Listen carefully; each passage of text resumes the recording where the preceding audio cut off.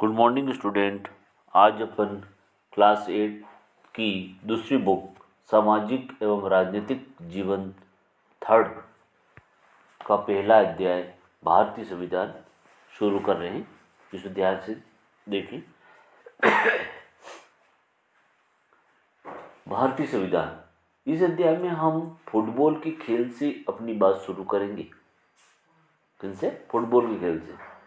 आप में से ज़्यादातर बच्चों ने इस खेल के बारे में ज़रूर सुना होगा, बहुतों ने खेला भी होगा। जैसा कि इसके नाम से ही अंदाजा हो जाता है, ये खेल पैरों से संबंधित है। फुटबॉल का एक नियम यह है कि गोलकीपर के अलावा और कोई खिलाड़ी गेंद को बाहर से नहीं छू सकता।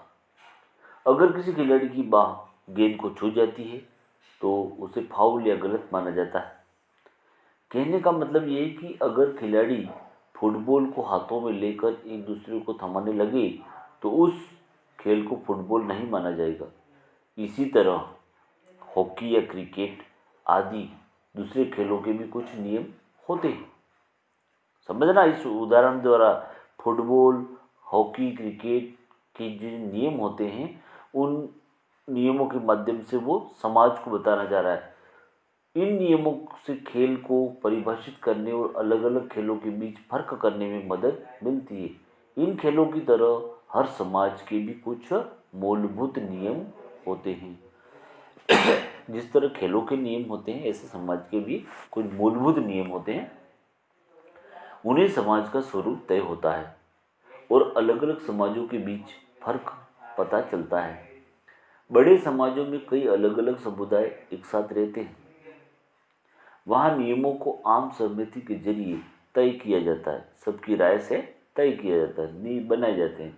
आधुनिक देशों में यह सहमति आमतौर पर लिखित रूप में पाई जाती है। जिस दस्तावेज में हमें ऐसे नियम मिलते हैं उसे हम संविधान कहते हैं। ओके, संविधान की परिभाषा आ गई। जिस दस्तावेज में ऐसे कैसे लिखित रूप से नियम मिलते हैं उसको हम संविधान कहते हैं। कक्षा 6 और 7 में सामाजिक एवं राजनीतिक जीवन की पाठ्य पुस्तकों में हम भारतीय संविधान पर चर्चा कर चुके हैं। इन किताबों को पढ़कर क्या कभी ये सवाल आपके भीतर पैदा हुआ कि हमें संविधान की जरूरत क्यों पड़ती है? नंबर 1, पहला प्रश्न कि हमें संविधान की जरूरत क्यों पड़ती है। क्या आपने ये जानने की कोशिश की कि संविधान कैसे लिखा गया या उसे किसने लिखा? नंबर 2, इस अध्याय में हम इन्हीं मुद्दों पर चर्चा करेंगे और भारतीय संविधान की मुख्य बातों पर ध्यान देंगे। क्या करेंगे? भारतीय संविधान की मुख्य मुख्य बातों को ध्यान देंगे। ये बातें भारतीय लोकतंत्र के लिए बहुत महत्वपूर्ण है। इस पुस्तक के विभिन्न अध्यायों में इनमें से कुछ बातों पर विशेष जोर दिया गया है। किसी देश को संविधान की जरूरत क्यों पड़ती है? पहला क्वेश्चन। आज दुनिया के ज़्यादातर देशों के पास अपना संविधान है। सभी देशों का अपना अपना संविधान होता है।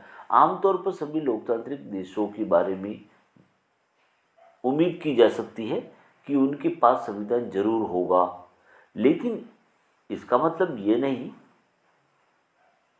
कि जिन देशों के पास अपने संविधान होते हैं वे सभी लोकतांत्रिक देश ही होंगे। संविधान कई उद्देश्य की पूर्ति करता है। पहला, यह दस्तावेज उन आदर्श को सूत्रबद्ध करता है। उन दस्तावेज को के आदर्श को सूत्रबद्ध करता है जिनके आधार पर नागरिक अपने देश को अपनी इच्छा और सपनों के अनुसार रच सके। यानी संविधान ही बताता है कि हमारे समाज का मूल स्वरूप क्या हो।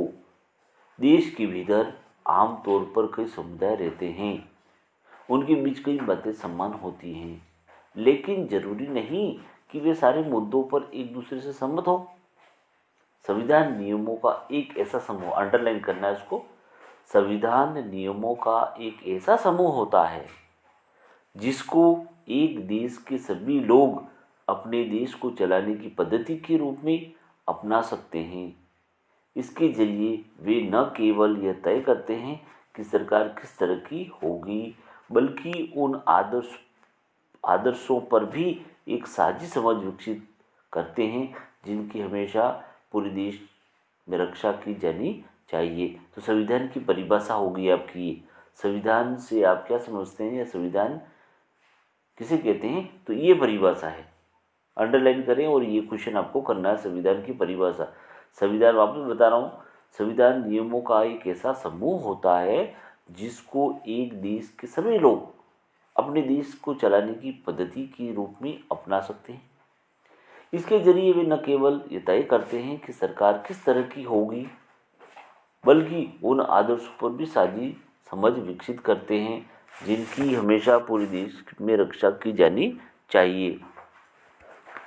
1934 में भारतीय राष्ट्रीय कांग्रेस ने, ये प्रश्न बन रहा है आगे। पहला प्रश्न हो गया संविधान की ये परिभाषा। दूसरा, 1934 में भारतीय राष्ट्रीय कांग्रेस ने संविधान सभा के गठन की मांग को पहली बार अपनी अधिकृत नीति में शामिल किया। तो प्रश्न क्या बनेगा कि भारतीय राष्ट्रीय कांग्रेस ने संविधान सभा के गठन की मांग को पहली बार कब अधिकृत किया, तो 1934 में किया।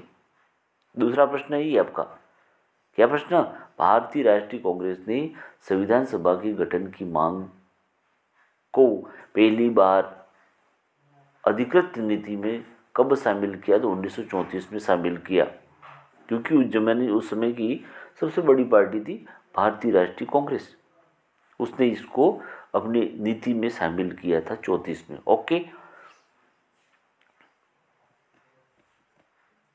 केवल भारतीयों को लेकर बनने वाली ये स्वतंत्र संविधान सभा की ये मांग दूसरे विश्व युद्ध के दौरान और तेज हो गई और अंततः दिसंबर 1946 में संविधान सभा का गठन किया गया। तीसरा प्रश्न, भारतीय संविधान सभा का गठन कब किया गया, दिसंबर 1946 में किया गया।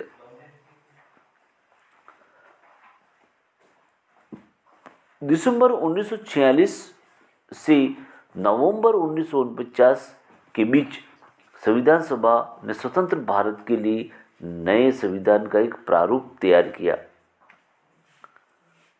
आगे आएगा कि भारतीय संविधान सभा की प्रारूप समिति के अध्यक्ष कौन थे, डॉक्टर भीमराव अंबेडकर, और उन्होंने ये प्रारूप तैयार किया, नए संविधान का प्रारूप तैयार किया। 150 सालों की अंग्रेजी हुकूमत के बाद भारतीयों को आखिरकार अपनी नीति और भविष्य तय करने का मौका मिला था। तो अंग्रेजों ने भारत पर कितने समय तक हुकूमत किया, 150 साल, 150 साल। संविधान सभा के सदस्यों ने स्वतंत्रता संघर्ष से उपजे महान आदर्श को ध्यान में रखते हुए इस काम को गंभीरता से अंजाम दिया। संविधान सभा के कामों के बारे में आप इसी अध्याय में आगे पढ़ेंगे। ओके, आज यहीं तक पढ़ेंगे। तो आपको दो प्रश्न करने हैं कि पहला तो संविधान सभा की परिभाषा, संविधान किसे कहते हैं उसकी परिभाषा मैंने अंडरलाइन। दूसरा कि भारतीय राष्ट्रीय कांग्रेस ने संविधान सभा के गठन की मांग अपनी अधिकृत नीति में कब शामिल की, 34 में की, और इस प्रारूप समिति का गठन कब किया गया, 1946 और 49 के बीच किया गया। धन्यवाद।